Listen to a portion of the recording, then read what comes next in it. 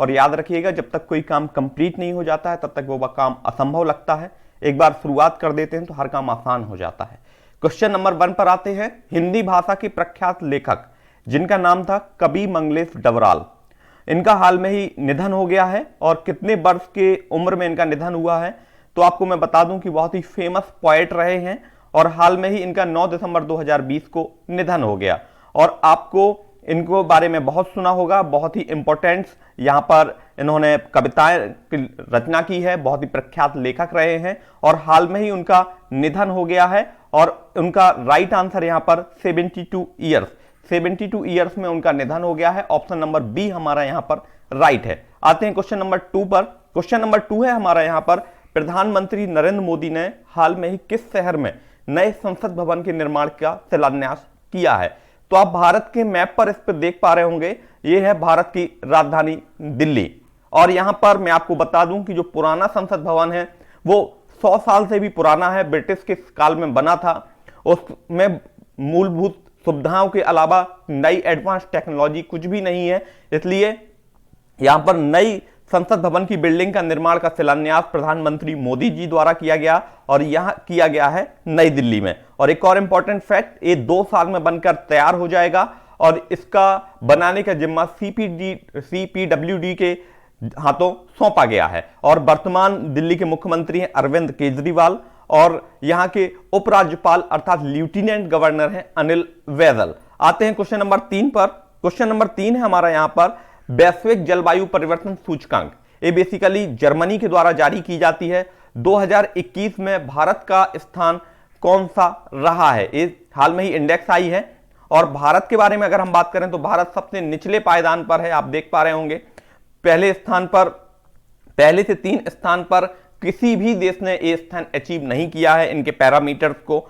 चौथे स्थान पर स्वीडन है, 5वें पर यूके, 6वें पर डेनमार्क और आप देख पा रहे होंगे भारत का स्थान यहां पर 10वां है। और ये जारी किसके द्वारा किया जाता है? तो ये बेसिकली जर्मनी के द्वारा ये जारी किया जाता है। राइट आंसर है हमारा यहां पर ऑप्शन नंबर सी, 10वां स्थान।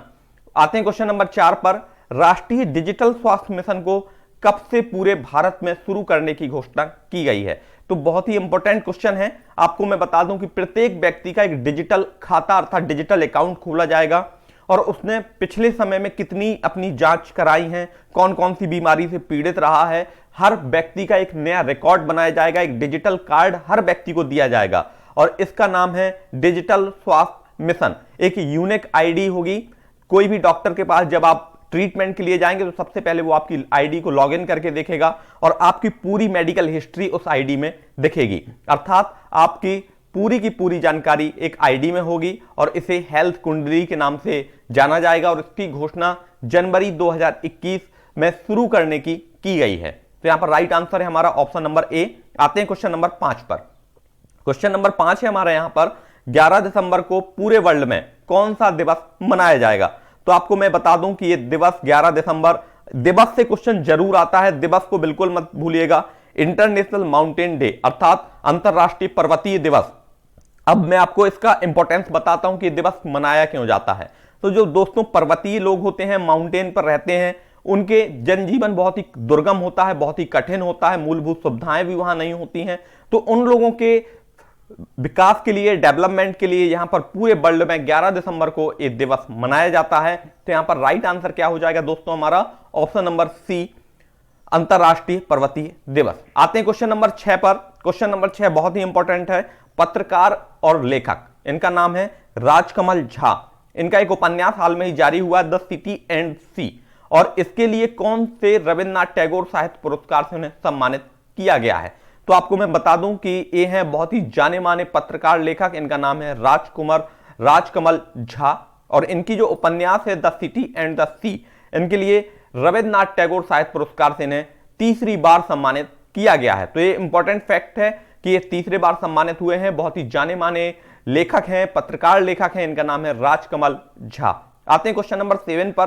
क्वेश्चन नंबर 7 है हम लोगों का यहां पर, फोर्ब्स एक मैगजीन है, फोर्ब्स मैगजीन ने 100 पावरफुल वुमेन अर्थात लेडीज की लिस्ट जारी की है और हमारी वित्त मंत्री जिनका नाम है निर्मला सीतारमण, इनको कौन सा वह स्थान मिला है? तो आपको मैं बिल्कुल सब कुछ डिटेल से बताऊंगा। फोर्ब्स की ये पावरफुल लेडी में इनका स्थान है 41वां। इसके साथ साथ यहां पर रोशनी नाडर मल्होत्रा और बहुत सी ऐसी लेडीज हैं जिनको यहां पर स्थान मिला हुआ है। भारत की तरफ से यहां पर मात्र 2 ही लोग हैं। कमला हैरिस का नाम भी इसमें शामिल किया गया है। कमला हैरिस वर्तमान में अमेरिका के राष्ट्रपति चुनाव में उन्होंने बहुत ही अच्छा परफॉर्म किया था और यहां पर 41वां स्थान मिला है हमारी वित्त मंत्री जिनका नाम है निर्मला सीतारमण। तो यहां पर राइट आंसर हो जाएगा हमारा ऑप्शन नंबर सी 41। आते हैं क्वेश्चन नंबर 8 पर। इसमें से कौन सी क्रिकेट टीम के ऑलराउंडर खिलाड़ी जिनका नाम है कोरी एंडरसन और इन्हें हाल में ही संन्यास की घोषणा की है? तो आपको मैं बता दूं कि ये न्यूजीलैंड की टीम है। आप देखते हैं काली जर्सी में न्यूजीलैंड की टीम होती है और न्यूजीलैंड की टीम के जाने माने ऑलराउंडर खिलाड़ी जिनका नाम है कोरी एंडरसन और इन्हें अंतरराष्ट्रीय क्रिकेट से संन्यास की घोषणा की है। तो ये कौन सी टीम से है? राइट आंसर हो जाएगा हमारे यहां पर न्यूजीलैंड की टीम।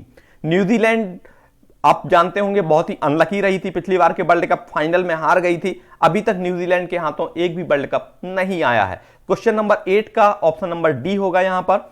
आते हैं नेक्स्ट क्वेश्चन पर, क्वेश्चन नंबर 9।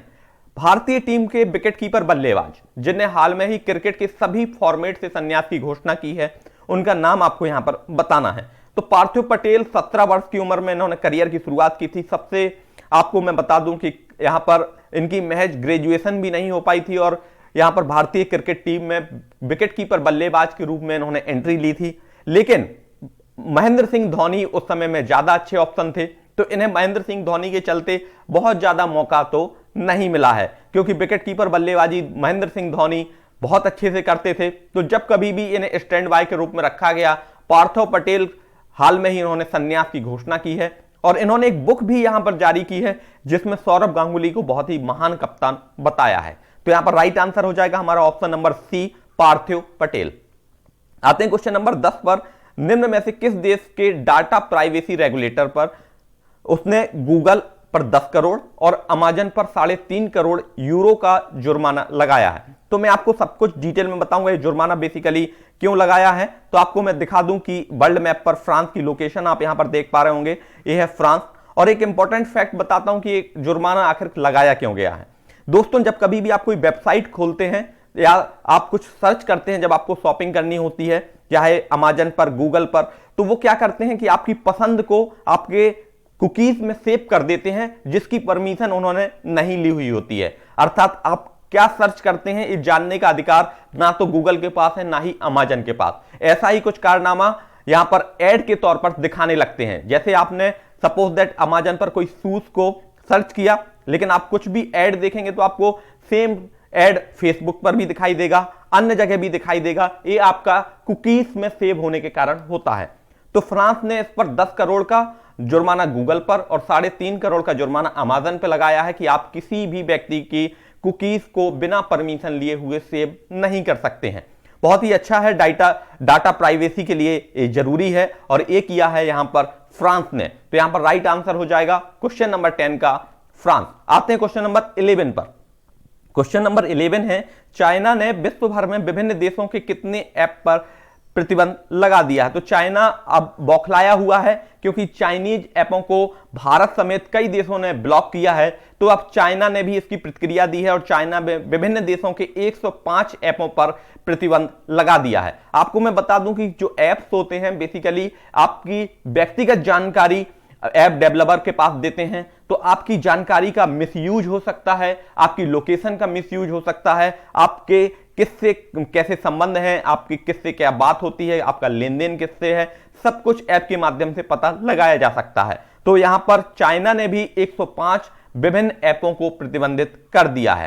यहां पर राइट आंसर है क्वेश्चन नंबर 11 का डी। आपको एक और इंपॉर्टेंट फैक्ट बताता हूं, जैसे पबजी को भारत में, इसके बाद यूएसए में और उसके बाद पाकिस्तान ने भी इस्लाम विरोधी बताते हुए पबजी को बैन कर दिया था। तो अब चाइना ने भी इसकी प्रतिक्रिया दी है। आते हैं क्वेश्चन नंबर 12 पर। क्वेश्चन नंबर 12 है यहां पर, देश भर के कितने राज्यों में वन नेशन वन कार्ड सुधार योजनाओं को पूरा कर लिया है? तो आपको मैं बता दूं कि one nation one card, one nation one ration card. आपको मैं एक इंपॉर्टेंट फैक्ट बताता हूं, हमारे बहुत से वर्कर होते हैं, चाहे वह बिहार से हो या अन्य राज्यों से, वह जब किसी अन्य राज्य में अपनी मजदूरी करने के लिए, अपने रोजगार के लिए बाहर जाते हैं तो उन्हें राशन जैसी मूलभूत सुविधाएं नहीं मिल पाती हैं, क्योंकि उनका राशन कार्ड तो उस नेटिव स्टेट का होता है जहां से वो बिलोंग करते हैं। तो इसी चीज का ध्यान रखते हुए एक नेशन एक कार्ड की सुविधा का शुरुआत किया गया था और यहां पर 9 राज्यों ने, भारत के 9 राज्यों ने इस योजनाओं को पूरा कर लिया है। स्कीम का नाम याद रखिएगा, one nation one ration one card.